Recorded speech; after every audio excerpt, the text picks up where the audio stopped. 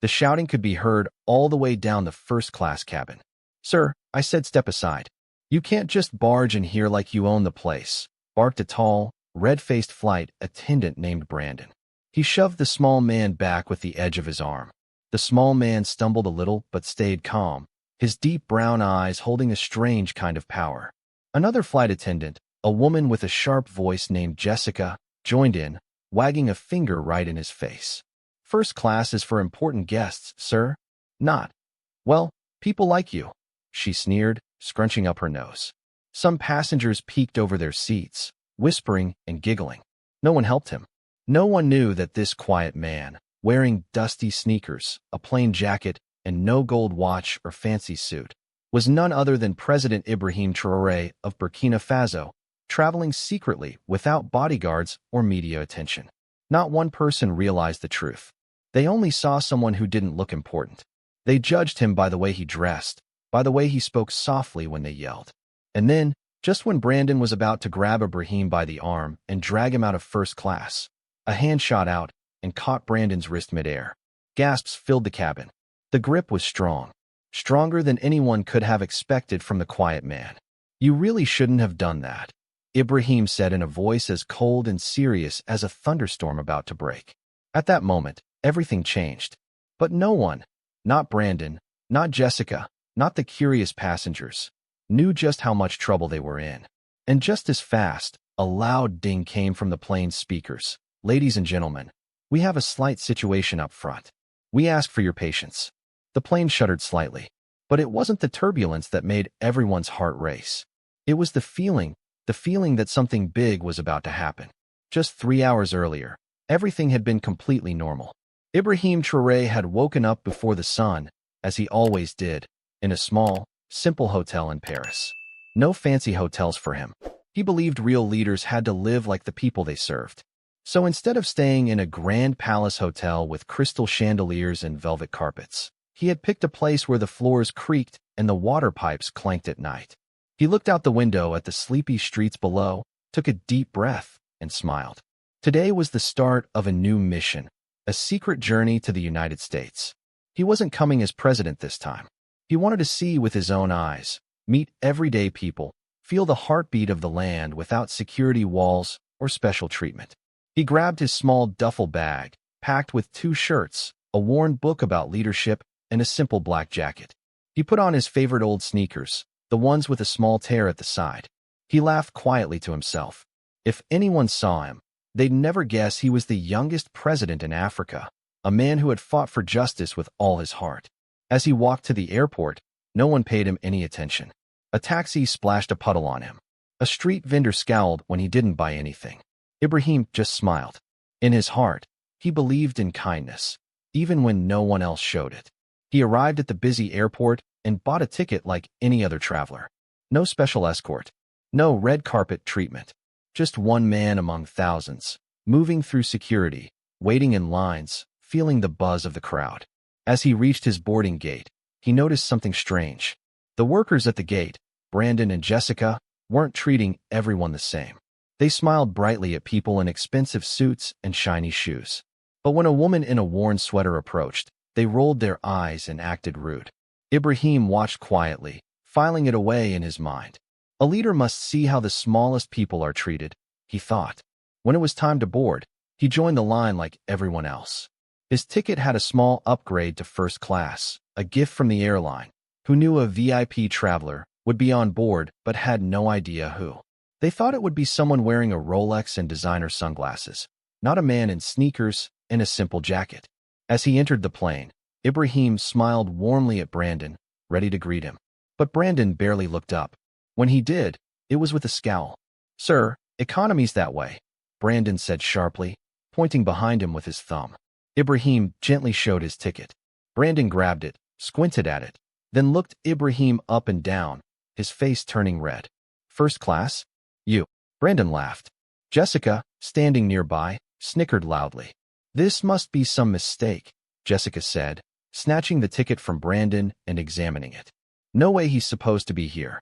Passengers nearby were starting to stare. Some smirked, others looked away, pretending not to notice. Ibrahim, still calm, simply said, I think there is no mistake.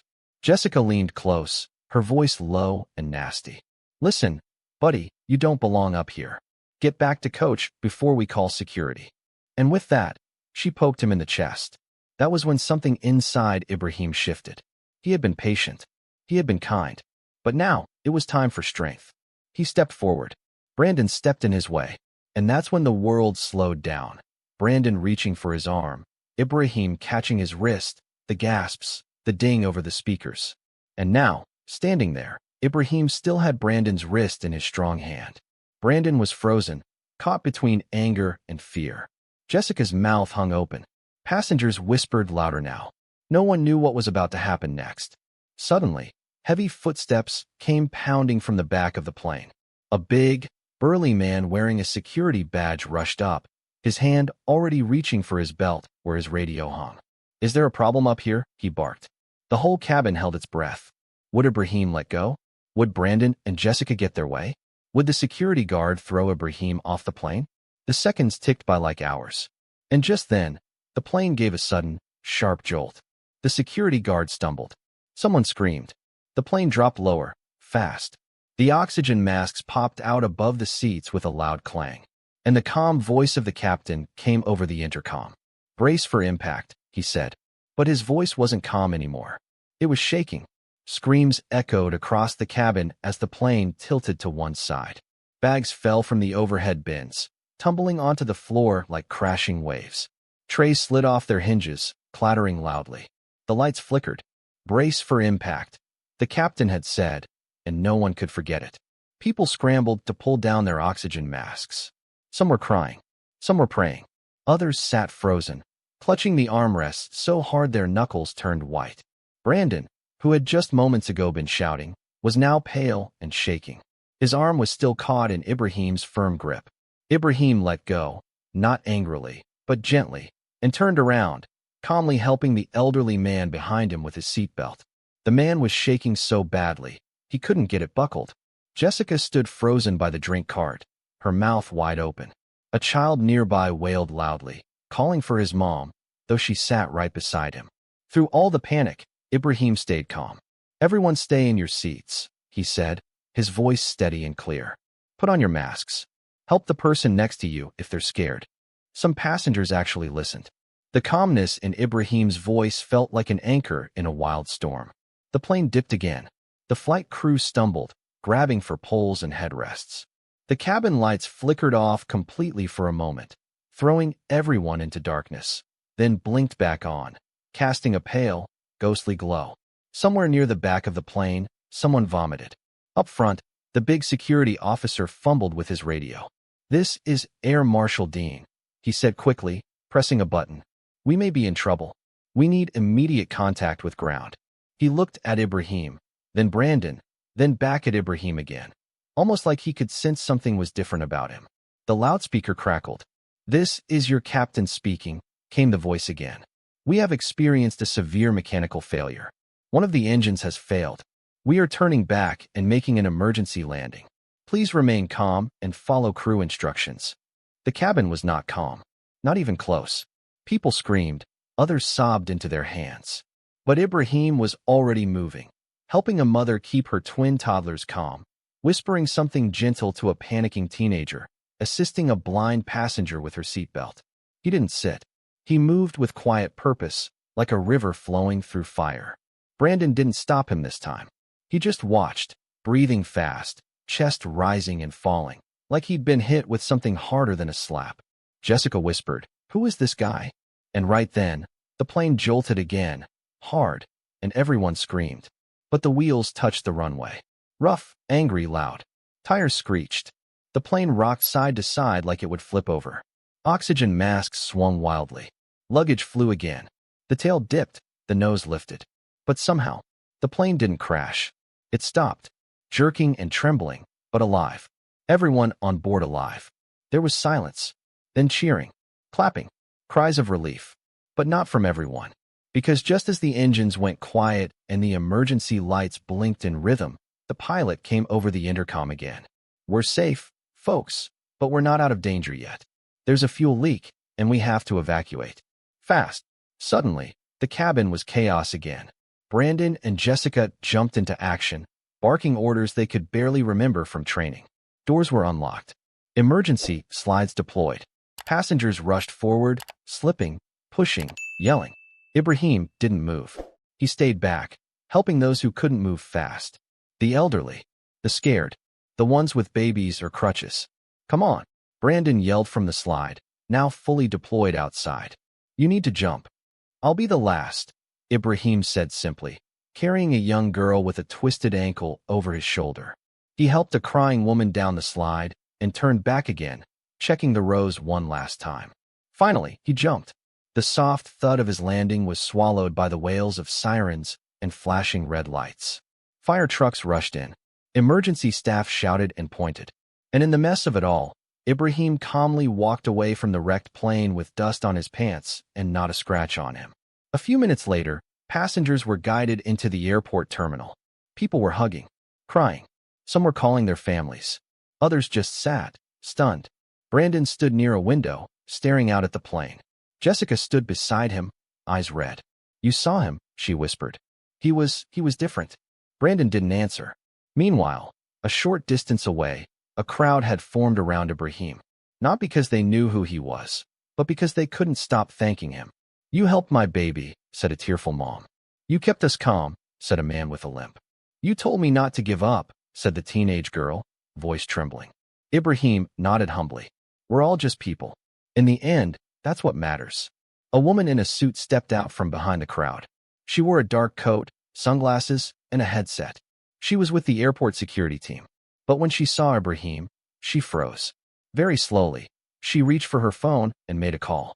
Her voice was hushed, but firm. I found him, she said. The real VIP traveler.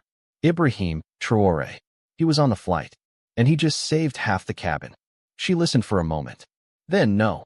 The flight crew had no idea who he was. Back inside the airport, Brandon was still staring at Ibrahim through the glass.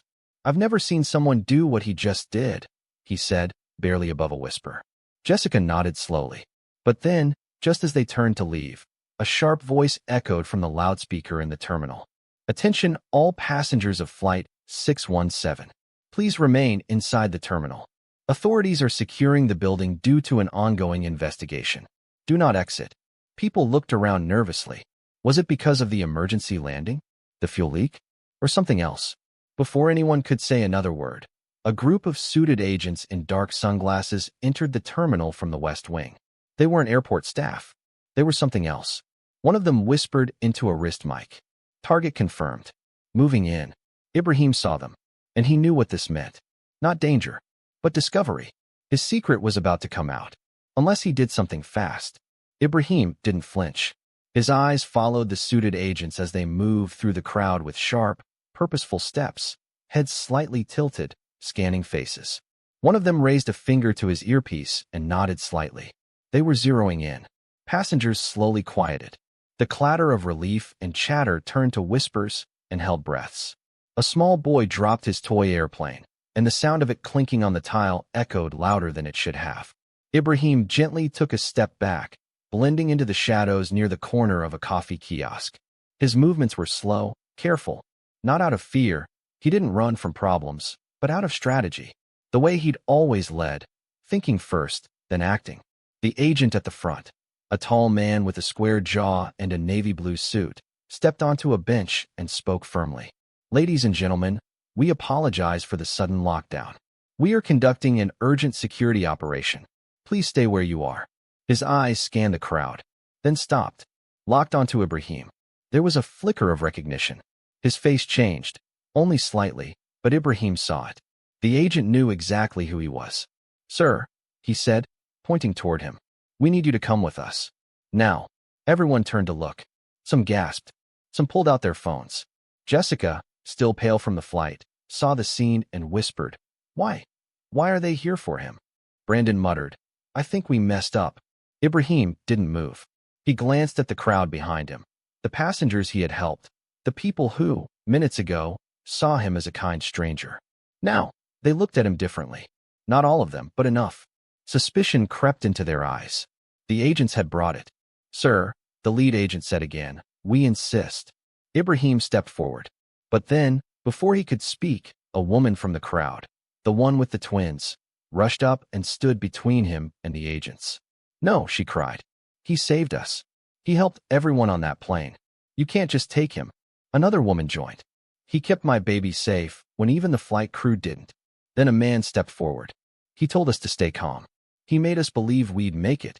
One by one, they formed a wall in front of him. Not angry, just protective.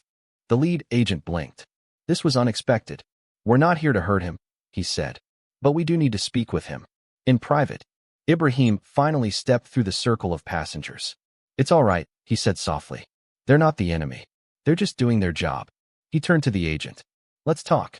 The agent nodded and gestured toward a side hallway. They walked quietly down the corridor, away from the eyes and whispers of the crowd. Two other agents flanked them, their shoes clicking on the polished airport floor.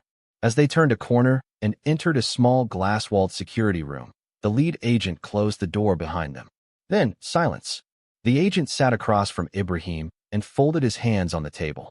"We're not going to waste your time," he said. "I know who you are." Ibrahim didn't reply. "You're President Ibrahim Traore of Burkina Faso. We received word that you were flying under a civilian alias. No security escort, no announcement." Still no reply. The agent leaned forward.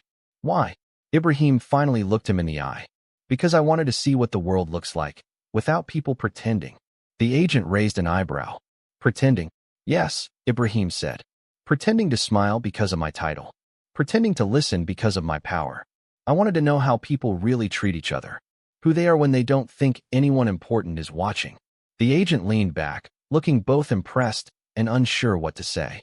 Outside the glass wall, crowds of passengers pressed near the windows. Whispers flew faster than the wind. One man said, "He's a president?" "The president." "I heard he was on a peace mission," someone else said. "Why didn't he say anything?" a third asked.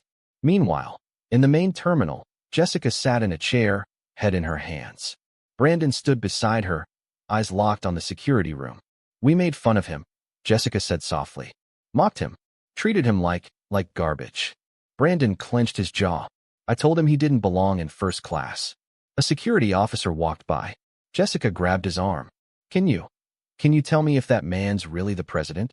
The officer raised an eyebrow. "That's not my place to say." But his tone made it clear. "Yes." Jessica turned to Brandon, eyes wide. "We disrespected a president." Brandon didn't say a word, just stared. Inside the room, the lead agent stood up. "We're going to have to debrief you properly," he said to Ibrahim. "But before we do, someone else would like to meet you." Ibrahim frowned. "Who?" The agent opened the door.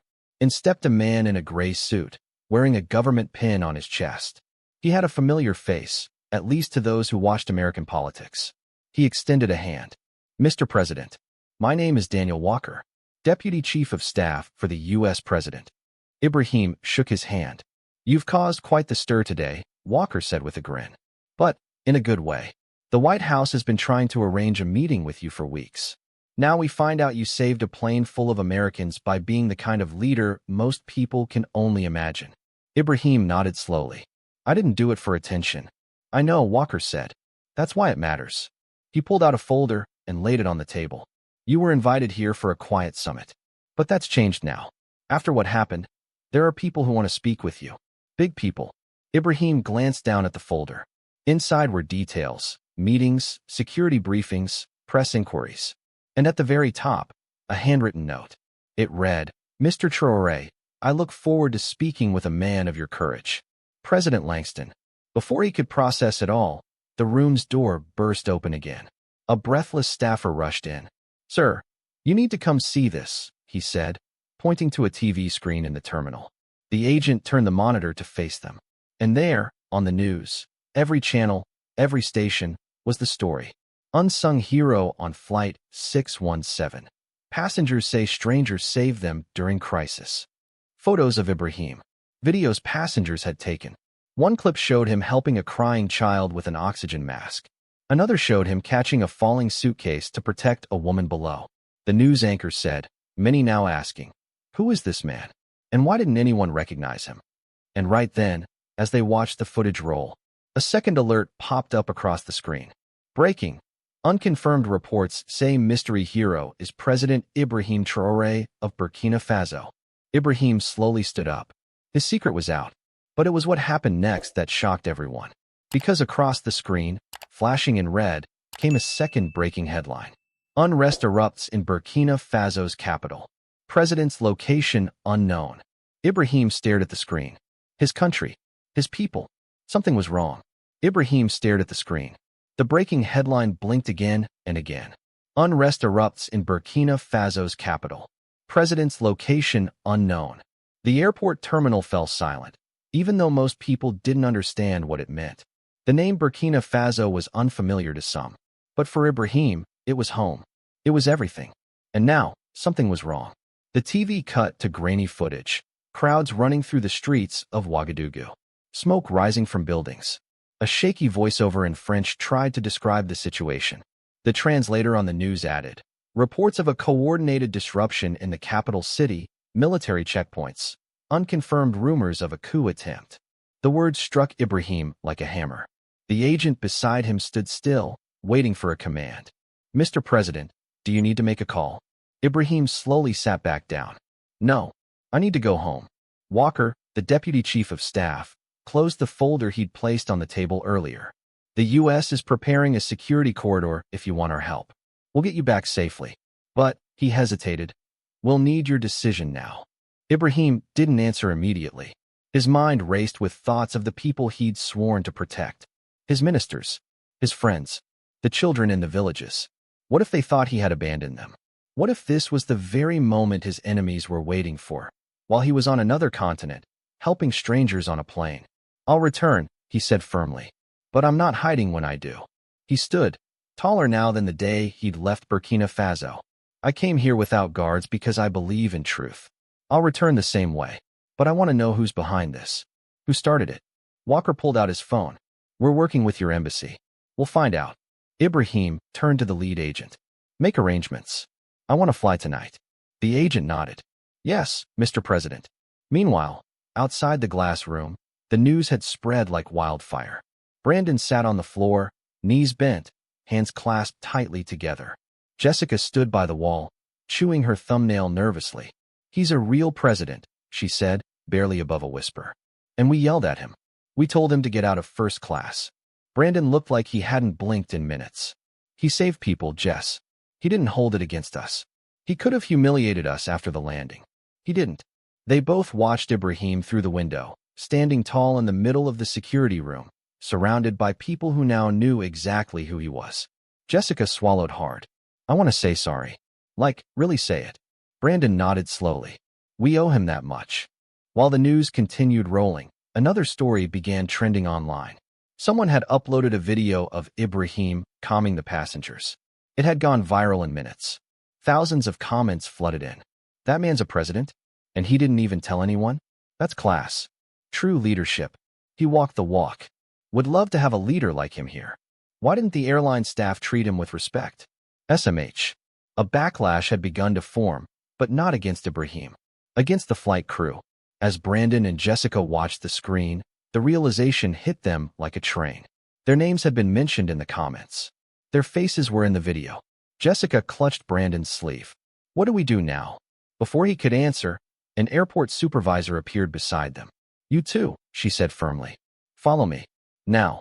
They followed her down a hallway, away from the crowds, past the gates, and into a small office. The room was bare, just a desk, some chairs, and a laptop. The supervisor turned to them with arms crossed. The company has seen the footage. The news outlets are calling. They want statements. Explanations. Jessica's lips trembled. Are we being fired? The supervisor didn't answer right away. Corporate is making a decision. But I'm going to be honest with you. This doesn't look good. Brandon sat down, head in his hands. I just treated him like he wasn't important, he whispered. Because of the way he looked. Because he was quiet. The supervisor nodded. Sometimes, the way you treat people when you think no one's watching says the most about who you are. Jessica sniffed. He didn't even get angry. No, the supervisor said. He didn't. She handed them both a printout. A formal letter. It didn't say fired, but it said suspended pending investigation. Meanwhile, across the airport, Ibrahim stood in a secured waiting room. U.S. officials brought him reports on what was unfolding back home. It started with protests, said one official, pointing to a tablet. They were peaceful at first, frustration about food prices, fuel shortages. But then masked men began stirring violence. It escalated fast. We believe there may be outside forces involved. Ibrahim stared at the photos. He recognized one of the masked men in the background of a blurry image. General Bako, a former ally, now a bitter enemy. Bako had once been part of Ibrahim's military council, but had been removed after an internal corruption investigation. He swore revenge, though no one took him seriously at the time. Until now. Ibrahim clenched his fist. He's behind this. Walker stepped forward. You know him? Ibrahim nodded. I trusted him once. He wanted power. I wouldn't give it to him. Walker looked concerned. We can help stabilize your government from here. Coordinate with your embassy. But this won't be easy. Ibrahim's voice was steady. It never is. He looked up. I need one favor. Before I leave. Name it, Walker said. I want to speak to the people. Not just mine. Everyone. I want to send a message, not just to stop the lies, but to remind them what real leadership looks like. Walker smiled. We can arrange that. An hour later, in a private media room at the airport, with lights and cameras set up by a small CNN crew, Ibrahim stood before the lens. He cleared his throat, looked straight into the camera, and began. To the people of Burkina Faso, I have not abandoned you. I may be far from home, but my heart is with you. I am returning. Not with a crown, but with courage. Not with promises, but with proof. Then he paused and turned slightly, addressing everyone else. To those watching from other nations, I was on a plane today, treated not as a leader, but as an ordinary man. And I'm grateful for that, because it reminded me that kindness should not depend on someone's title, clothing, or country.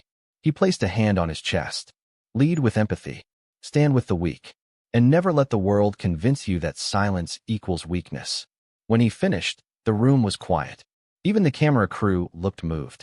As he stepped away, one of the journalists whispered, that was something else. Walker walked up beside him. Your flight leaves in 3 hours. We've secured a private jet. There's a U.S. security escort waiting. Ibrahim nodded. Then let's go. But just as they turned to leave, an alert buzzed through Walker's phone. He read it once, then again. His face went pale. What is it? Ibrahim asked. Walker handed him the phone. Breaking. Coup leader General Bako announces on national television that President Ibrahim Traore is dead and has taken full control of Burkina Faso.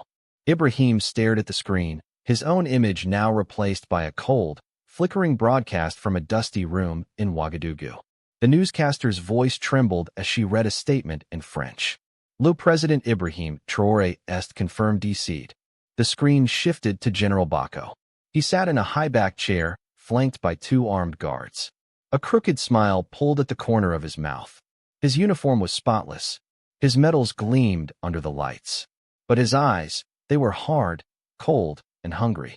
To the people of Burkina Faso, Bako said, I regret to inform you that President Ibrahim Traore died earlier today in a tragic plane incident. I will be assuming responsibility for the nation until order is restored. Ibrahim's heart pounded. He stepped closer to the monitor, jaw clenched. He's lying. The broadcast continued, now showing pre-recorded footage of empty streets, military trucks, and black smoke curling over buildings. People running. Tear gas being fired. It was a message, not just to the country, but to him. Effective immediately, Bako declared, all borders are closed. All communications are restricted. The country will return to stability under my command. Walker shut off the screen. This is a full blackout. He's silencing anyone who knows the truth. One of the U.S. agents entered the room. Sir, the plane is ready. But Bako's declaration has changed everything. We'll need to reroute your flight path. Your airspace has been locked down. We'll need clearance from surrounding countries. I don't care, Ibrahim said. We'll find a way in, even if I have to walk across the desert. Walker raised his hands. You can't just show up now. If Bako thinks you're dead, you have one advantage, surprise. We use that to our benefit. Ibrahim turned toward him. What are you suggesting? A covert entry, Walker said. Through a neighboring country. Mali or Ghana.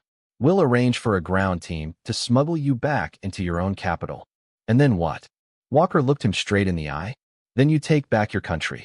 Outside the secured room, the airport was still buzzing with tension. News of Ibrahim's true identity had spread everywhere by now. Reporters tried pushing through security to get a glimpse. Cameras flashed. Microphones were raised. But what none of them saw was the tiny unmarked door at the end of a maintenance hallway. Through it, Ibrahim exited quietly, escorted by 2 agents and Walker, headed for the private hangar. His head was low, his steps firm. He wasn't going back as a president in glory. He was going back as a soldier in silence. As they drove toward the runway, Walker handed him a secure satellite phone. You'll have limited contact once you enter the region. Only use this when absolutely necessary. Ibrahim took it, along with a small folder.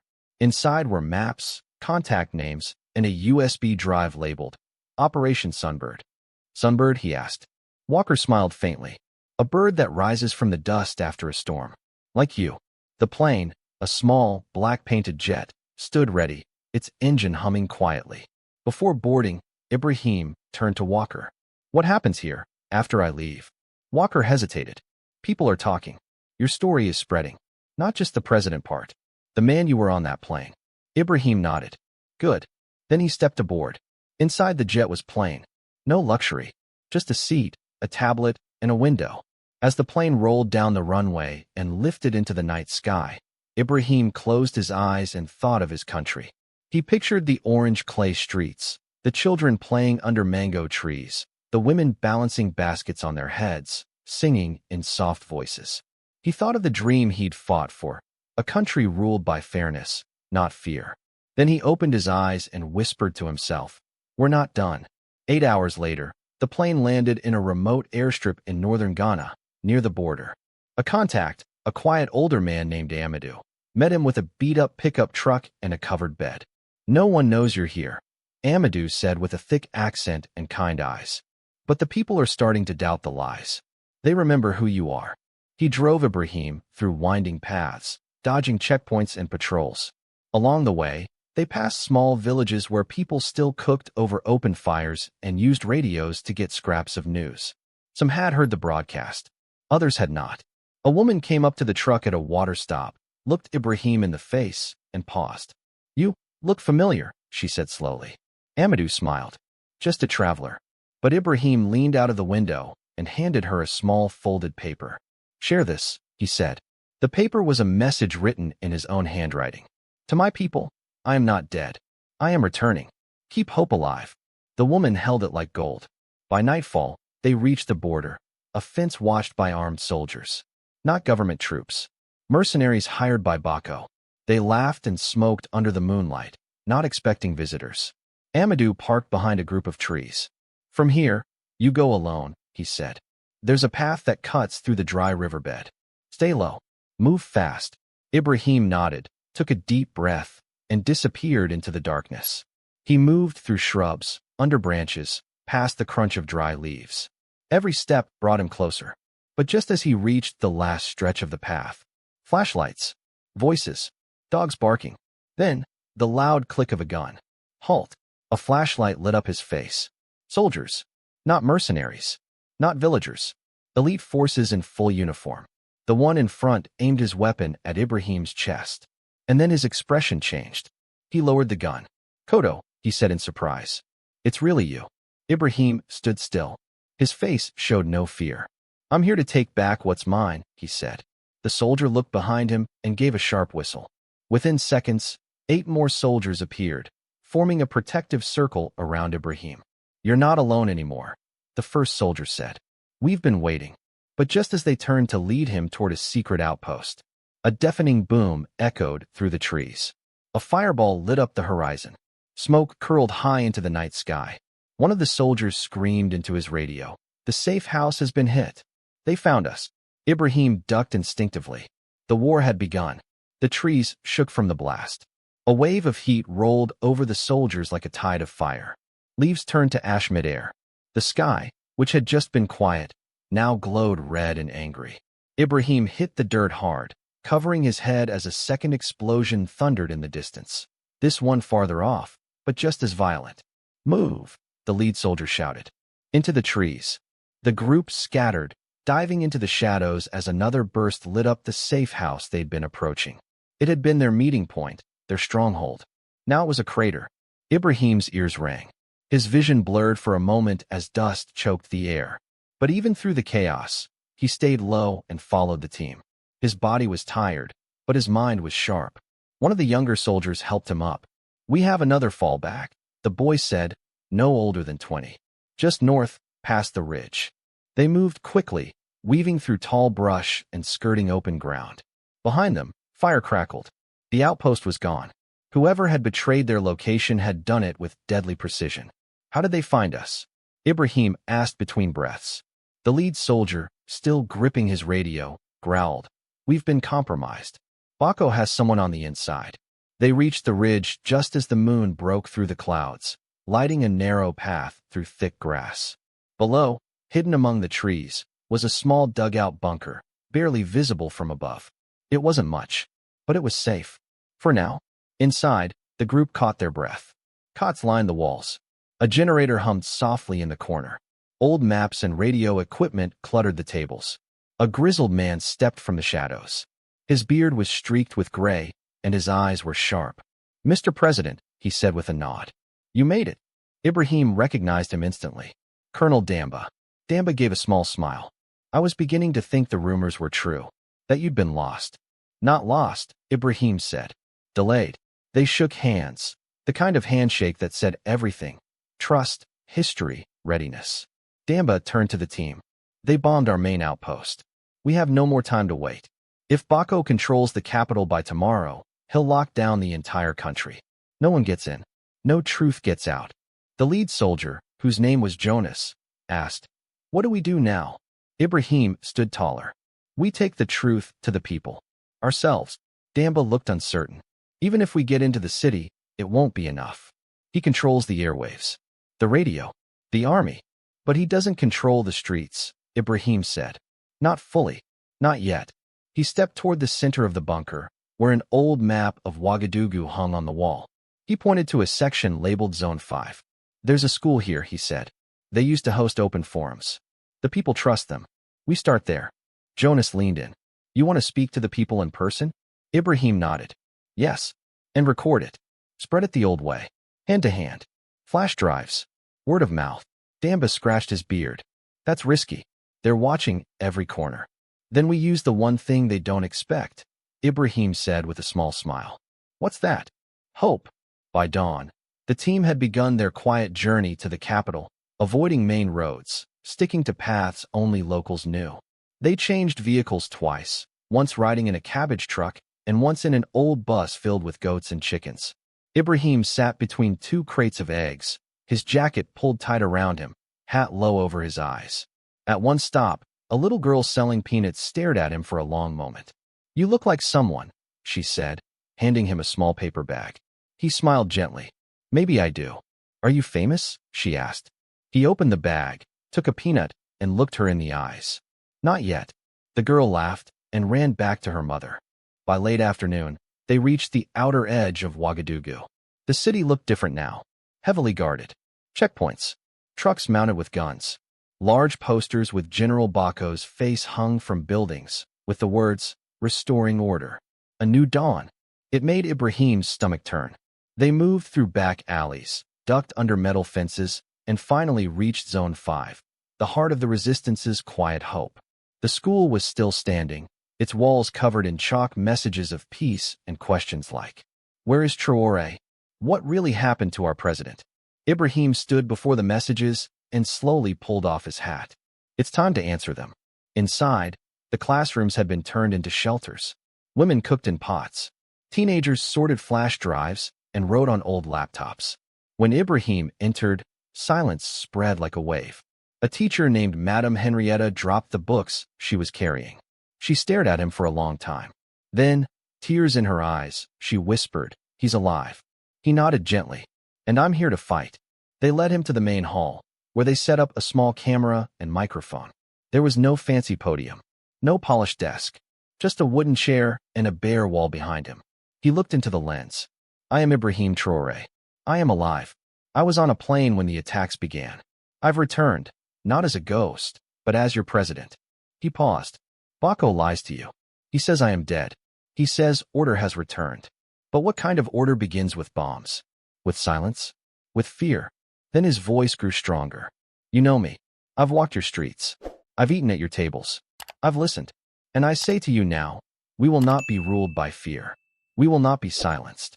He ended with the words, spread this message. Let it be heard where his lies cannot reach. We are not finished.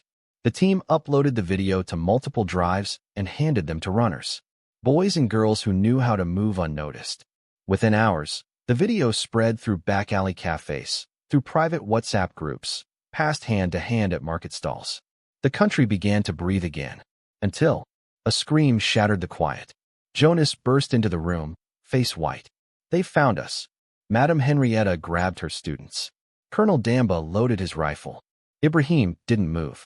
He walked to the front door, opened it slowly, and saw a line of black military trucks closing in, surrounding the school from every direction. Bako had sent a message of his own. And this time, he wasn't sending lies. He was sending soldiers. The rumble of engines outside the school grew louder. Trucks lined the dirt roads, blocking every exit. Dust rose in thick clouds as armed soldiers disembarked, forming rows like chess pieces closing in for checkmate. Inside the school, Ibrahim stood still at the entrance, his hands behind his back. He could feel the fear rising around him. Whispers, gasps, people pressing against walls and windows trying to hide or escape. Colonel Damba slammed the bolt on his rifle. We're outnumbered, but we're not surrendering. Jonas moved beside him, pulling a curtain to one side to peek out. At least 30 soldiers. Maybe more. Armored gear. Heavy weapons. Madame Henrietta rushed in with 5 children tucked behind her. We've hidden the students in the basement. They're terrified. Ibrahim nodded, but didn't move.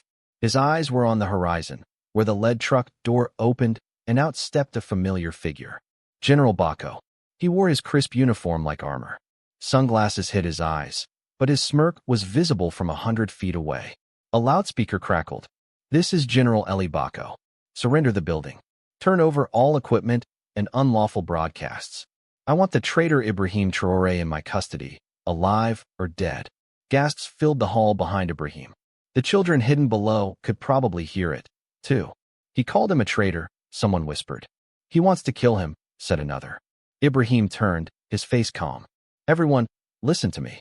The room fell quiet. No one here is to fight. Not unless we're attacked first. This is not about dying. This is about standing. Holding. But we can't win this. Jonas shouted. They'll tear this place apart. Exactly, Ibrahim said. And the world must see it. He pulled a small device from his jacket, a hidden transmitter. Jonas's eyes widened. We've been live streaming since I sat down for that message, Ibrahim said.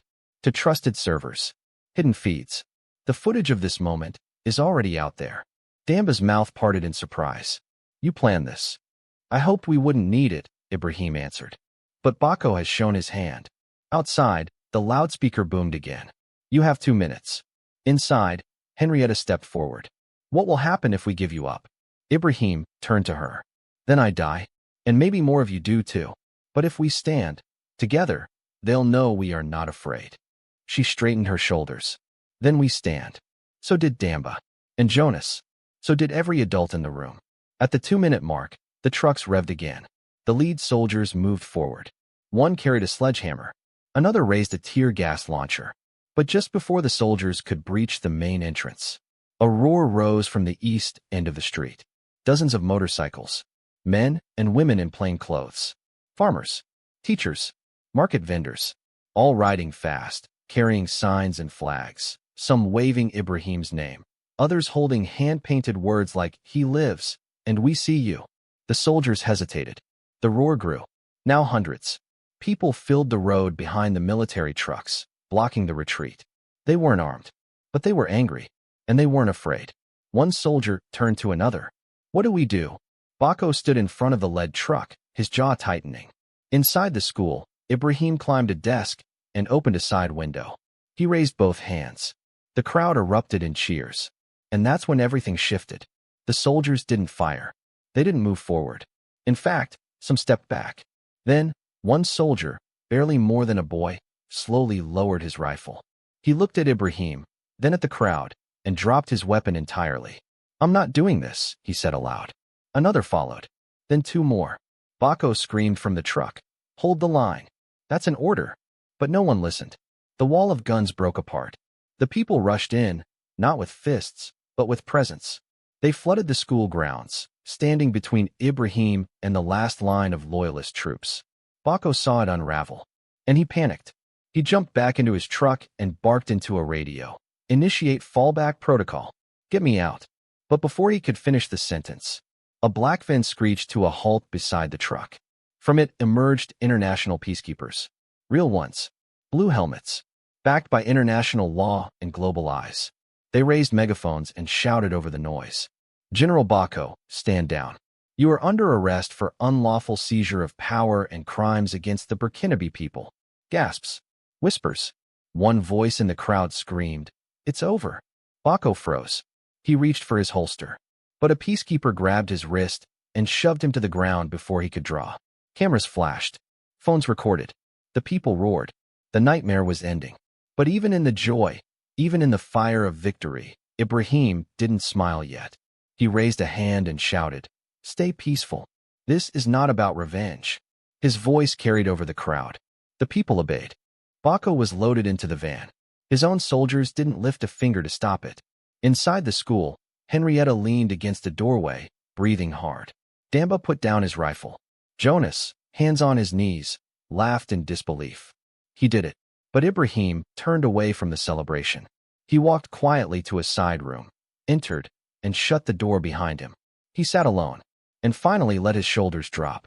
He had won, but he had also almost lost everything. Until a knock at the door. Jonas peeked in. Sir, you need to come see this. Ibrahim stood, walked out, and was met with the most unexpected sight of all. On a television screen in the hallway, a new report had just aired. A recording, a private one. Leaked footage of the moment flight crew disrespected President Ibrahim Traore on the plane. It was now global. Every major outlet had picked it up. And at the center of it all, Brandon and Jessica, standing awkwardly at a press conference in New York. A reporter asked, knowing what you know now, what would you say to President Traore if he were watching? Jessica swallowed hard. Then she said the words no one expected. I wouldn't just apologize. She looked at the camera. I'd ask him to teach us how to lead. Ibrahim stared at the screen. The room around him fell silent. Until he whispered, then let's begin. Cameras followed Ibrahim everywhere now. The humble school that once served as a hideout was now buzzing with media crews. Journalists from all over the world, CNN, BBC, Al Jazeera, even children's programs and school newspapers, gathered outside like bees around honey. The people of Ouagadougou had cleaned up the campus, repainted the walls, and even planted new flowers along the courtyard. It was still a school, but it had also become something more. A symbol, a place where the truth had returned from the dead. Inside, Ibrahim sat on a bench, wearing the same plain jacket he'd flown in with. No medal, no golden sash, just himself. A young American reporter with bright red glasses sat in front of him, holding a notepad and blinking nervously. Mr. President, she began. How did it feel when they said you were dead? Ibrahim chuckled softly. Odd, like watching someone tell a story about you while you're still in the room. The girl scribbled that down fast. And when you saw General Baco's broadcast? I wasn't surprised, Ibrahim said. Men who want power more than peace always believe lies will make them kings. She looked up. Why didn't you fight back right away? Because the people deserve to rise first, he said. Not for me, but for themselves. By the time the interview ended, tears welled in the reporter's eyes. I've never met anyone like you, she said. You could have made it all about revenge. You didn't. He smiled. That's because real leadership isn't loud. It listens. As she left, a boy from the school walked up and handed him a small folded note. From my teacher, he said shyly. Ibrahim opened it. The world is learning from you. Let them. That same afternoon, an invitation arrived, signed by the President of the United States himself. It read, You are formally invited to address the United Nations in New York. The world must hear what leadership looks like, not just in speeches, but in moments that matter. Jonas whistled when he saw it. The UN. That's big. Colonel Damba smirked. Bigger than this school? Ibrahim held the invitation thoughtfully. Not bigger, just louder. The team prepared for the journey. The country was stable again, but fragile. Some loyalists to Baco had fled. Others remained quiet, hiding in plain sight. Ibrahim appointed a small interim council. People he trusted, people the public had seen rise during the crisis. One evening, he walked the streets of the capital alone. People bowed their heads. Some ran out of their homes just to wave or touch his sleeve. Children drew chalk pictures of him on the sidewalks. A boy ran up with a paper airplane and said, "This one didn't crash." Ibrahim bent down and smiled. "Then it can still fly." But not everyone was cheering. In a shaded alleyway, two men watched him walk by. One leaned close and muttered, "We failed once. But he won't see us coming next time." The flight to New York was arranged secretly. No commercial airline this time. Just a quiet military jet, escorted by a few international aircraft as a sign of honor. Brandon and Jessica, now fully aware of who Ibrahim truly was, had been watching every update. Their press conference had gone viral. The world was divided. Some forgave them for their behavior, touched by their public apology. Others were less kind. But neither of them cared about fame. They just wanted one chance to meet him again, to say sorry, properly.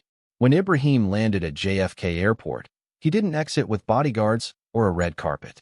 He stepped down the ramp in a clean white shirt and his worn sneakers. And waiting quietly at the edge of the private terminal were Brandon and Jessica.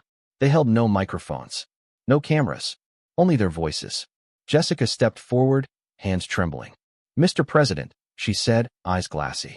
"We're sorry. So sorry. We judged you. We mocked you. And you didn't deserve it." Brandon cleared his throat, trying to hold it together. "You were kinder than we were, even after what we did." Ibrahim stepped closer, looked them in the eyes, and said, "I remember." They flinched. "But I also remember what you said afterward," he added. "I believe in second chances. If I didn't, I wouldn't be here." Brandon whispered, "Thank you." Jessica wiped her eyes. "You're the leader we all needed, and we didn't even know it." That night, in a tall hotel overlooking the New York skyline, Ibrahim sat alone with a mug of tea. He watched the news scroll across the screen. Ibrahim Traore to speak at United Nations. Historic moment expected tomorrow morning. Global movement grows around African president's quiet heroism. Leaders request personal meetings after viral footage. A knock came at the door. Jonas stepped in, carrying a folder. "We've been invited to Washington after the speech," he said. "They want to talk about education reform, public diplomacy, youth programs. The list keeps growing." Ibrahim nodded. "Good. Let's talk about what the world can do together, not just what I've done alone." Jonas paused. "You think they'll really listen?" Ibrahim stared out the window at the glowing lights below. "They already are." But just as Jonas turned to leave, his phone buzzed. He looked down, frowned. "What is it?" Ibrahim asked. Jonas held out the phone, face pale. An anonymous message had been sent. It had only one sentence. "You should have stayed dead." Attached was a blurry photo of Ibrahim, walking alone on the streets of Ouagadougou, taken from behind. Recently, too recently, Ibrahim's face hardened. And then, the hotel lights flickered. For half a second, then returned to normal. But that second was enough. Enough for him to know. Someone had followed him here. The battle for truth wasn't over. Not yet. The lights of the hotel hallway buzzed faintly as Ibrahim stepped out of his room. He said nothing, but his eyes scanned everything. The ceiling corners, the elevator camera, the cleaning cart left slightly too close to the wall. Jonas walked behind him, his hand tight around the phone that had received the message. "You should have stayed dead." They didn't need to guess. Someone had followed them. Someone who hadn't accepted the fall of General Baco. Someone who wanted revenge. "We need to change locations," Jonas said under his breath. "Move you to another hotel. Quiet. No patterns." But Ibrahim shook his head. "No, that's what they want. Fear. Disruption. The speech must go on."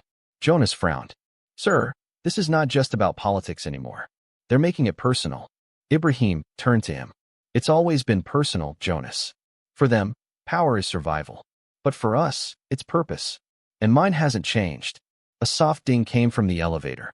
The doors opened. They both stepped in, the air inside cool and quiet.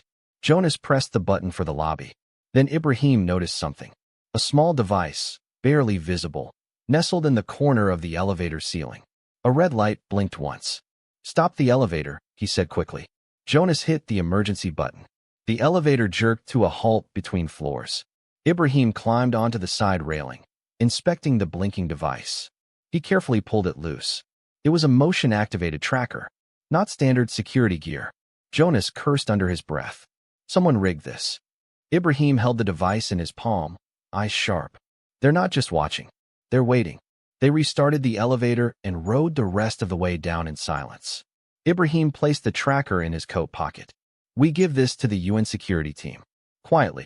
By the time they reached the lobby, cameras had already started to gather near the velvet ropes. Tomorrow was the speech, and the world had shown up early. Ibrahim gave a few small waves, posed for one photo with a group of children holding hand-painted signs that said, "Lead with kindness." But his mind was somewhere else. On the tracker, on the photo, on whoever had followed him here. That night, the hotel's security team swept the floor. They found another tracker, this one attached under the table in Jonas's room. 2 in one night. It's coordinated, the head of security said. Professional. Someone wanted to monitor your movement without triggering a full alert. Ibrahim leaned forward. Any signs they've tampered with the building's internal systems? The man hesitated.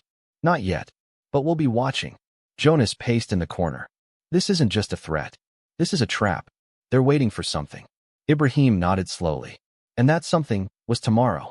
The next morning, the city woke early. Outside the United Nations building, flags from every country flapped in the breeze. Delegates from every corner of the world arrived in sleek black cars. The air buzzed with tension and hope. Inside, the great assembly hall slowly filled. Leaders, ambassadors, journalists, even schoolchildren invited from across the city to witness a moment the world hadn't seen before. A president who had survived a fake death, a coup, and a global misunderstanding, now ready to speak. Backstage, Ibrahim adjusted his collar. No suit, no ceremonial robe, just a clean shirt and the traditional woven sash from Burkina Faso, stitched with the colors of unity. Jessica stood near the hallway, watching from a distance. She and Brandon had been personally invited. The flight crew who once disrespected him were now witnesses to the greatest full-circle moment in recent political history. "Do you think he knows how much this means?" she whispered to Brandon. Brandon nodded. He knows, but he didn't do it for that. Then the announcement echoed. President Ibrahim Traore of Burkina Faso, the floor is yours. The chamber fell silent. Ibrahim stepped onto the stage. For a moment, he just stood there, looking, not at the cameras, but at the people. Then he spoke. I am not here because I was elected. I'm here because I survived. Gasps whispered through the room. I survived disrespect. I survived lies. I survived bombs, betrayal, and silence. But more importantly, I survived because others chose to stand. Not with weapons, not with hate, but with truth. He paused, and then told them everything. The flight, the ridicule, the emergency landing, the school resistance, the people standing before tanks without firing a shot. He even spoke of Brandon and Jessica. They didn't know who I was. They judged me by my shoes. But it wasn't their cruelty that surprised me. It was their apology. Everyone leaned forward. He closed with one line that would soon be replayed around the world. Power means nothing if it does not serve the people. And the people are always watching. The room exploded in applause. Delegates rose to their feet. Even seasoned leaders wiped their eyes. But just as he stepped down from the podium, Jonas rushed forward, pale and breathless. Ibrahim, he whispered. We've got a problem. Ibrahim raised an eyebrow. Jonas handed him a phone. The screen showed a video that had just been uploaded anonymously. A shadowy figure stood against a black background. No face, just a voice. You can inspire the world, the voice said. But you left something behind. And now, they will pay the price. The screen cut to footage. Grainy, shaky, but unmistakable. The school in Ouagadougou. The one where the children had hidden in the basement. Now under siege again. This time, not by soldiers, but by masked men in black, armed, and setting fire to the gates. Ibrahim's hands clenched. And then came the final sentence in the video. Your country watched you live. Now they'll watch you choose between fame and them. The room around Ibrahim faded into noise. Applause still thundered behind him as world leaders stood clapping, some with tears in their eyes. Cameras flashed. Journalists scrambled for quotes. But none of it mattered. Not now. Not after what he'd just seen. The school, his school, burning. The very children who had passed him notes, who had shielded the truth in silence, were now trapped behind flames and masked attackers. And it was his fault, not because he had left, but because someone wanted him to. Ibrahim, Jonas whispered, his voice urgent. We need to move. He nodded, calm on the outside, though inside a war was raging. A second after the video ended, another alert buzzed through Jonas's phone. Then another, and another. The video had gone viral. Again. And this time, it wasn't about inspiration. It was about terror. Terrorists attack school in Burkina Faso, linked to President's global address. Revenge or distraction? President Traore faces fresh crisis. The narrative was shifting fast. Jessica and Brandon, still seated in the gallery, noticed it too. Jessica turned to Brandon, panic in her eyes. They're blaming him. But he just gave the speech of the century. Brandon snapped. Everyone saw the truth. Truth doesn't matter to those who only want fear, Jessica said. Backstage, Ibrahim turned to Jonas. We leave now. But the press. We go, Ibrahim repeated. This speech meant something. But now I have to mean something more. Within minutes, the team had rerouted the travel plans. A private jet waited at Teterboro Airport. The UN Security Council requested a closed-door emergency session, but Ibrahim refused to attend. I've already said what needed saying, he told them. Now I'll show what needs doing. The flight back was tense. Ibrahim sat still, watching the flames in the school video over and over. Not to torture himself, but to memorize the timing, the layout, the position of the attackers. He counted the seconds between the first firebomb and the gunshots. Jonas sat across from him, hunched over a laptop. Satellite footage confirms it. The attackers didn't come from within the city. They crossed from the northern hills. Possibly foreign mercenaries. Damba's voice crackled through the comm system. He had retaken control of much of the city, but the school was surrounded. We've got 24 hostages, he said. Mostly children. Some teachers. We can't storm it without risking their lives. Ibrahim gritted his teeth. Then we find another way. The flight landed under the cover of night in a secure airstrip south of the capital. As they drove through back roads in a dark SUV, Jonas briefed him on the current situation. The attackers are broadcasting now, Jonas said. They're demanding the resignation of the interim council. They want you to admit defeat. On livestream. Or they'll begin executions. Ibrahim stared out the window. No, he said. They want me to break. Jonas swallowed. How do we stop them? Ibrahim thought for a long moment.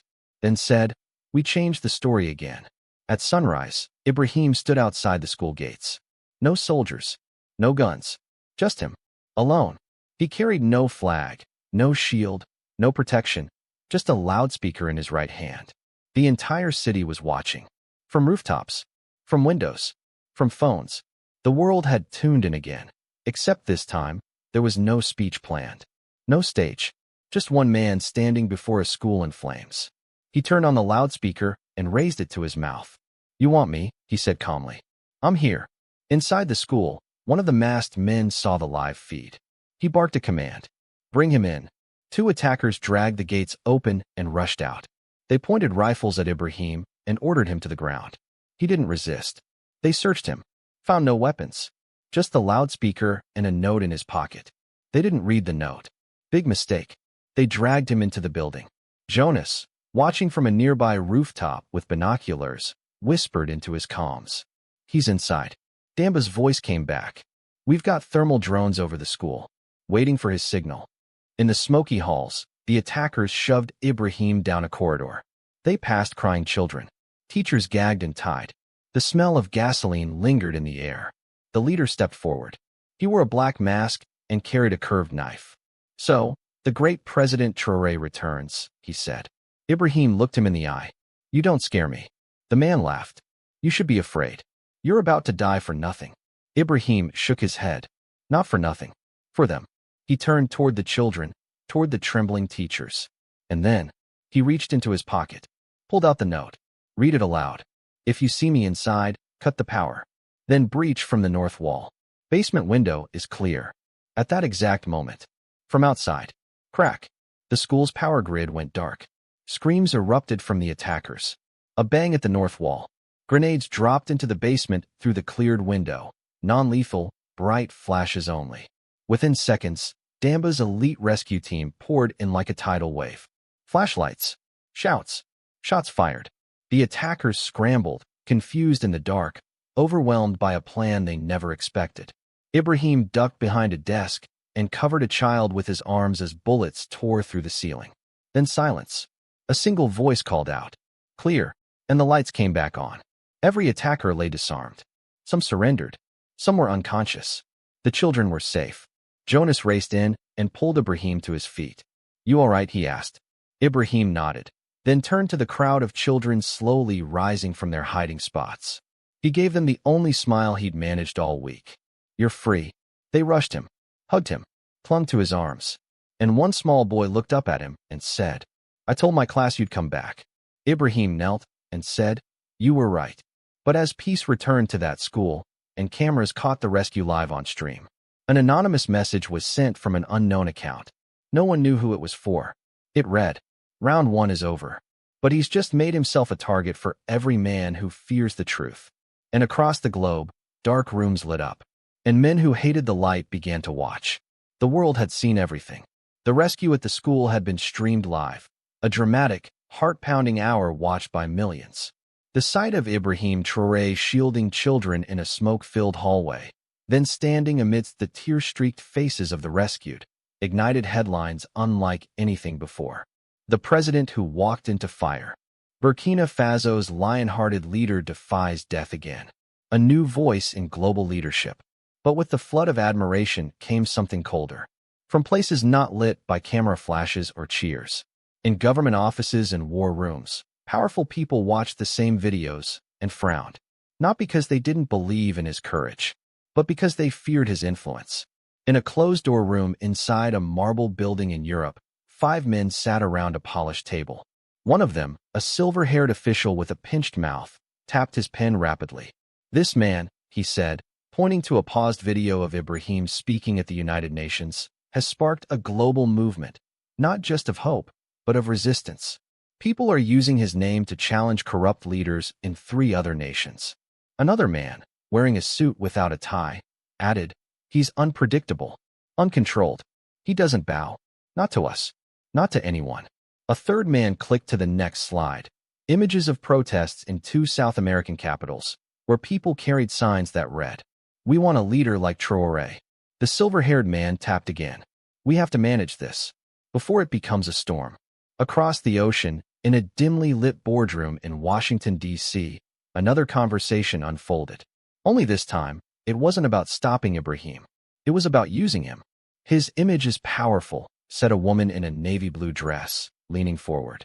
"We bring him into partnership, development programs, leadership conferences, education reform. Get him to inspire our allies in Africa." An older senator raised a hand. "But what if he doesn't play along?" The woman gave a tight smile. "Then we remind him that the spotlight works both ways." Back in Burkina Faso, Ibrahim walked through the rebuilt school. It had taken only 3 days for the people to repaint the burned walls, replace broken desks, and plant flowers where ashes had once smoldered. Now the children were back, laughing, writing, learning. Madame Henrietta met him at the gates. "You saved them," she said, voice full of warmth. "But not just from the fire." He raised an eyebrow. "You gave them a future again," she added. He smiled. "I didn't do it alone." In the days that followed, Ibrahim received messages from around the globe. Letters from students in Brazil, drawings from kids in India, emails from peace groups in war-torn cities. But among the messages was one that chilled him. An envelope, hand-delivered with no return address. Inside, a photo of his old village. Burned, crossed out in red ink, and a single word written in black marker. Next, Jonas ran tests on the paper, fingerprints, handwriting, nothing. "This isn't Bako's people," Jonas said. "This is something else. Bigger." Ibrahim held the photo quietly, then picked up a phone. "Get me Walker," he said. In D.C. 2 days later, Ibrahim landed in Washington. But this time, it wasn't for speeches or cameras. It was for strategy. Daniel Walker, the same deputy chief of staff who had helped him escape before, met him at a small safe house just outside the city. "You've stirred up the world, my friend," Walker said. "More than some people are ready for." "They sent a warning," Ibrahim said, handing him the photo. "They won't stop. Walker studied the image. This wasn't some rogue threat. This was orchestrated. I need to know who, Ibrahim said. And why? Walker nodded. You'll get answers. But I'm going to be honest with you. Your rise has shaken more than just criminals and warlords. He opened a folder. Inside were intercepted memos, private intelligence files, classified briefings. Some praised Ibrahim. Others feared him. They're not sure what to do with a leader who doesn't owe anyone, Walker said. Ibrahim leaned back. They should try trusting one. But trust wasn't something the world's most powerful were ready to give so easily. As night fell, Walker made a call. Ibrahim, there's one more person who wants to meet with you. High level. They insisted it be private. Ibrahim frowned. Who? Walker hesitated, then said, You'll find out tomorrow. The next day, Ibrahim was led through a side entrance of a high-security federal building in D.C. Jonas stayed outside. Inside, 2 agents guided him through a maze of corridors until they reached a quiet room with a single chair and a curved glass wall. Across from him sat a woman in her 60s. Sharp eyes, cold smile, no name badge. She didn't introduce herself, just started talking. You've become an idea, Mr. Traore, she said. And ideas are dangerous. They can't be bribed, can't be blackmailed. And if they can't be controlled, well, they can be eliminated. Ibrahim stayed silent. She folded her hands. You've embarrassed some very wealthy people, shaken up investments, inspired movements in places we're trying to stabilize. You've made enemies. He leaned forward. So have you. But mine are afraid of hope. She didn't blink. We're offering you protection, support, resources. As long as you work with us, you become a voice for change, our kind of change. Ibrahim stood slowly. I don't belong to anyone. As he reached for the door, she said quietly, Then you'd better be ready. He paused, turned slightly. Good, he said, because I already am. He stepped outside, heart pounding.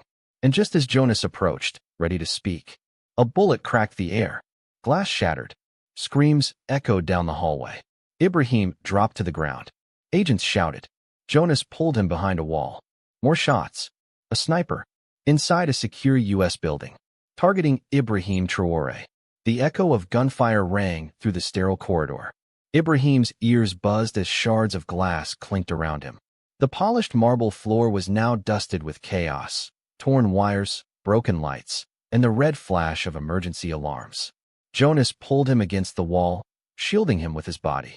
Sniper, inside the building, he shouted over the noise. They knew you'd be here. Ibrahim blinked, trying to find his balance, his breath, his clarity. The last image in his mind before the first shot was that woman, the one with no name, who had offered him power if he played their game. Now he knew. The offer wasn't real. It was a test. And when he refused, they made their choice. Emergency lockdown. A voice screamed from overhead speakers. Evacuate all non-essential personnel. Security agents swarmed in seconds later. Some shielded Ibrahim with ballistic vests, others swept rooms. A team surrounded Jonas, dragging him down the hallway toward a secure exit. Ibrahim moved too, not with panic, with purpose, because while they tried to silence him with a bullet, they had just given him a louder voice than he'd ever had. News broke within minutes. Attempted assassination of President Ibrahim Traore in U.S. federal building. Global outrage. The man who preached peace was nearly silenced. World leaders demand investigation into attack on African president. Video clips of Ibrahim being pulled through the shattered hallway flooded every platform. The symbolism was too strong to ignore. A man who had walked into fire to save children had now been nearly killed in the most secure nation on earth, simply for telling the truth. Even leaders who had once remained neutral now raised their voices. The president of Chile called it an attack on integrity. Germany offered asylum, should the president ever need it. A young activist in South Korea live-streamed a vigil where thousands lit candles in his name. And back in Burkina Faso, crowds gathered outside the capital's presidential building. They held signs, chanted, wept, prayed. But they didn't just wait. They acted. A group of farmers offered to patrol village schools. Teachers held assemblies to teach students about standing for truth. Police officers removed corrupt commanders still loyal to Bako.